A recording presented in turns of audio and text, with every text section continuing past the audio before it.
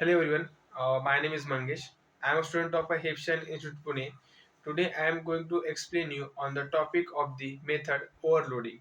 So before that, we all know that the method overloading is came across the topic polymorphism. So what is polymorphism?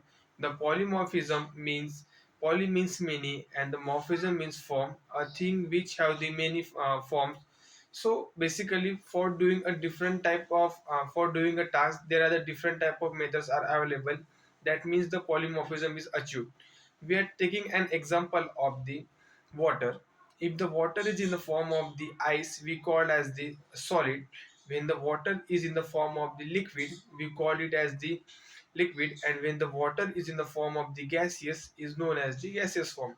So basically solid, liquid and gaseous are the forms of the water, but the water is common between all the forms. So the water is achieve the polymorphism. So basically there are the two type of the polymorphism.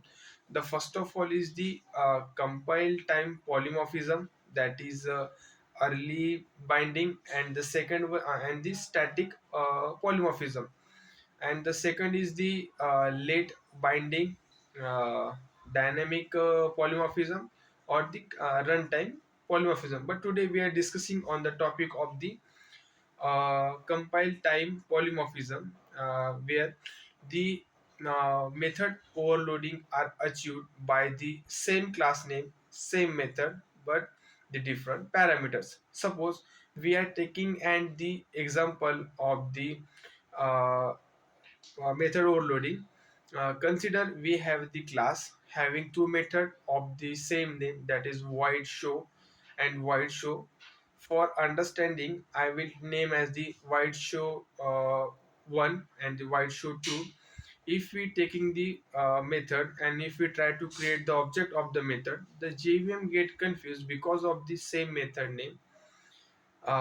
So moving forward and talking about the parameters that required for the to achieve the method overloading. The first of all is the number of parameters should be same, the sequence of parameters should be same, and the data types of the parameters should be same. For example, if we creating a method that is void show 1 and void show 2, and if we passes the value of the integer, and if, when we call the method void show, at that time when we pass the value to the method, that method were called by the JVM while the performing of the code. So basically the sequence matter. If you change the sequence, then the proper method was not calling.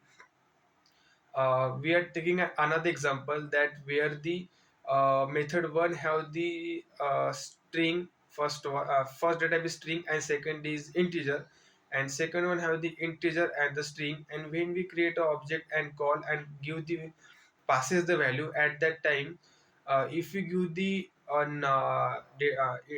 integer and the string, so the method one have the integer and the string, that is number of sequence, hence follow, and we will get the object we will call the second method of the object. Thank you.